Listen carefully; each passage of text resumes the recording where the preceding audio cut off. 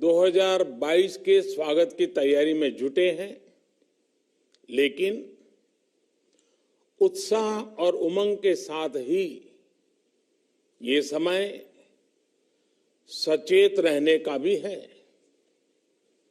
आज दुनिया के कई देशों में कोरोना के नए वेरिएंट ओमिक्रॉन की वजह से संक्रमण बढ़ रहा है। भारत में भी कई लोगों के ओमिक्रॉन से संक्रमित होने का पता चला है। मैं आप सभी से आग्रह करूंगा कि पैनिक न करें। हां, सावधान रहें, सतर्क रहें, मास्क उसका भरपूर उपयोग करें और हाथों को थोड़ी थोड़ी देर पर धुलना, इन बातों को हमें भूलना नहीं है। आज जब वायरस म्यूटेट हो रहा है तो हमारी चुनौतियों का सामना करने की ताकत और आत्मविश्वास भी मल्टीप्लाई हो रहा है। हमारी इनोवेटिव स्पिरिट भी बढ़ रही है। आज देश के पास 18 लाख आइसोलेशन बेड्स हैं,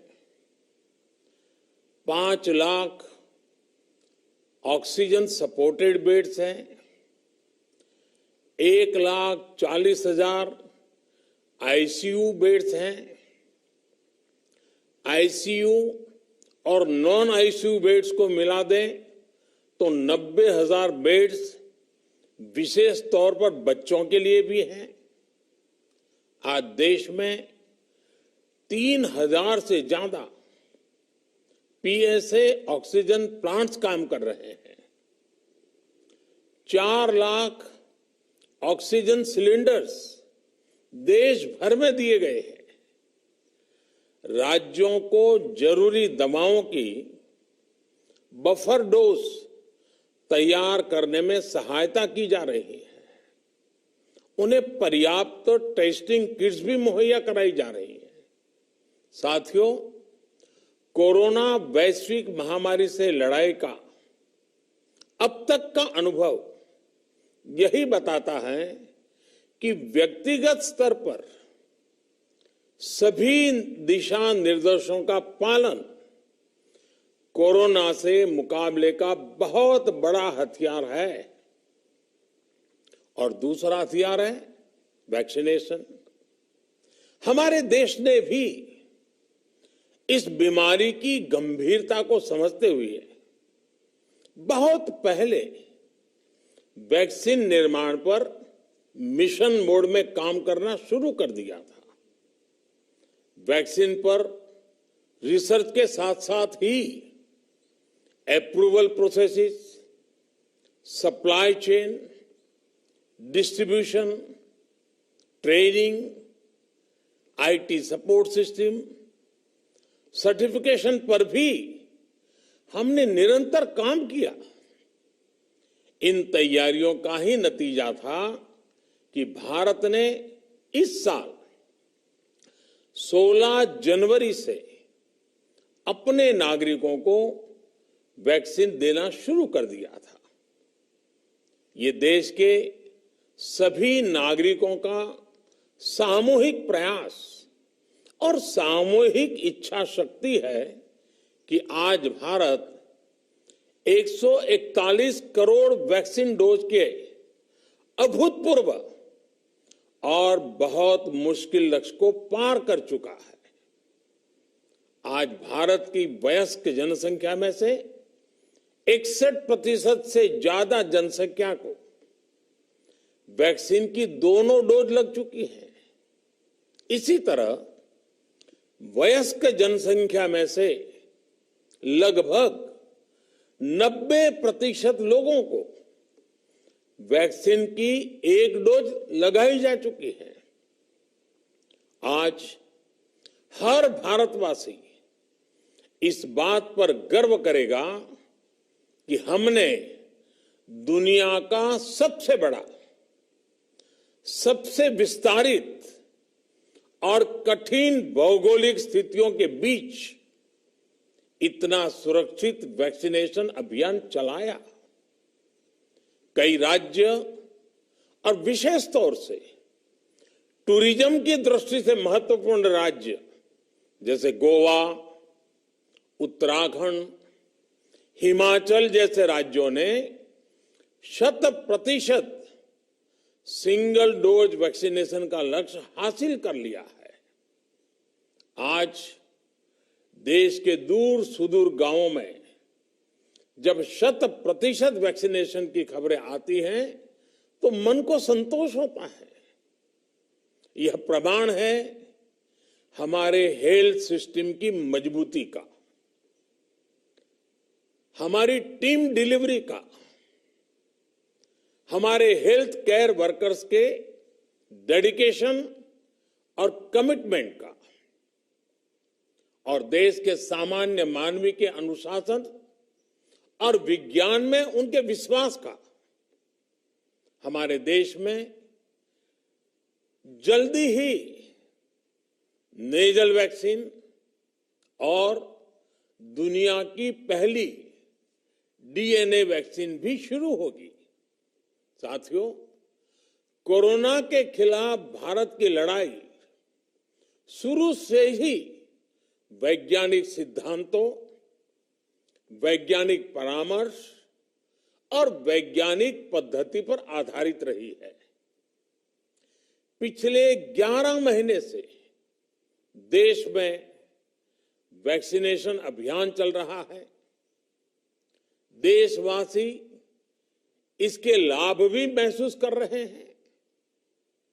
उनकी रोजमर्रा की जिंदगी सामान्य हो रही है। आर्थिक गतिविधियां भी दुनिया के कई देशों की तुलना में उत्साहजनक रही हैं। लेकिन साथियों, हम सभी जानते हैं कि कोरोना अभी गया नहीं है। ऐसे में सतर्कता बहुत जरूरी है। देश को सुरक्षित रखने के लिए, देशवासियों को सुरक्षित रखने के लिए हमने निरंतर काम किया है।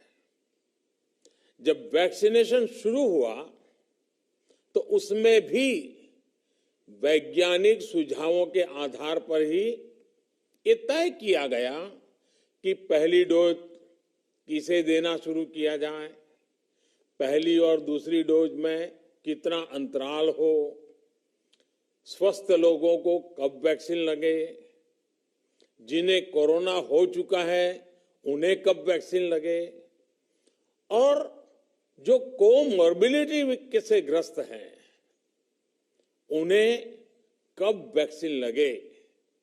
ऐसे निर्णय लगातार किए गए और ये परिस्थितियों को संभालने में काफी मददगार भी साबित हुए हैं। भारत ने अपनी स्थिति परिस्थिति के अनुसार भारत के वैज्ञानिकों के सुझाव पर ही अपने निर्णय लिए हैं। वर्तमान में ओमिक्रॉन की चर्चा जोरों पर चल रही है। विश्व में इसके अनुभव भी अलग अलग है, अनुमान भी अलग अलग है। भारत के वैज्ञानिक भी इस पर पूरी बारीकी से नजर रखे हुए हैं, इस पर काम कर रहे हैं। हमारे वैक्सीनेशन को आज जब 11 महीने पूरे हो चुके हैं तो सारी चीजों का वैज्ञानिकों ने जो अध्ययन किया है और विश्व भर के अनुभवों को देखते हुए आज कुछ निर्णय लिए गए हैं। आज अटल जी का जन्मदिन भी है, क्रिसमस का त्योहार भी है, तो मुझे लगा कि इस निर्णय को आप सबके साथ साझा करना चाहिए। साथियों, 15 साल से 18 साल की आयु के बीच के जो बच्चे हैं, अब उनके लिए देश में वैक्सीनेशन प्रारंभ होगा।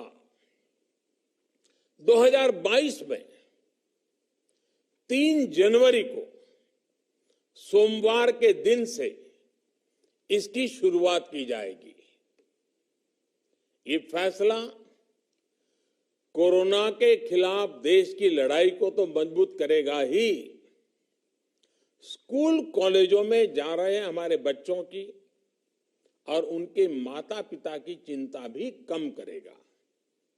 साथियों, हम सबका अनुभव है कि जो कोरोना वॉरियर्स हैं, हेल्थ केयर और फ्रंटलाइन वर्कर्स हैं, इस लड़ाई में देश को सुरक्षित रखने में उनका बहुत बड़ा योगदान है।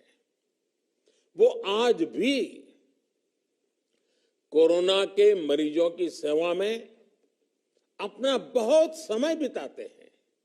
इसलिए प्रिकॉशन की दृष्टि से सरकार ने निर्णय लिया है कि हेल्थ केयर और फ्रंटलाइन वर्कर्स को वैक्सीन की प्रिकॉशन डोज भी प्रारंभ की जाए। इसकी शुरुआत 2022 में 10 जनवरी सोमवार के दिन से की जाएगी। साथियों, कोरोना वैक्सीन का अब तक का ये भी अनुभव है कि जो अधिक आयु वाले हैं और पहले से ही किसी न किसी गंभीर बीमारी से पीड़ित है, उन्हें प्रिकॉशन लेना सलाह योग्य है। इसको ध्यान में रखते हुए 60 वर्ष से ऊपर की आयु के कोमॉर्बिडिटी वाले नागरिकों को उनके डॉक्टर की सलाह पर वैक्सीन की प्रिकॉशन डोज का विकल्प उनके लिए उपलब्ध होगा। ये भी 10 जनवरी से प्रारंभ होगा। साथियों, मेरा एक आग्रह है कि अफवाह, भ्रम और डर पैदा करने के जो प्रयास चल रहे हैं, उनसे बचना चाहिए। हम सभी देशवासियों ने मिलकर अब तक दुनिया का सबसे बड़ा वैक्सीनेशन अभियान चलाया है। आने वाले समय में हमें इसको और गति देनी है और विस्तार देना है। हम सभी के प्रयास ही कोरोना के खिलाफ इस लड़ाई में देश को मजबूत करेंगे। आप सबका बहुत बहुत धन्यवाद।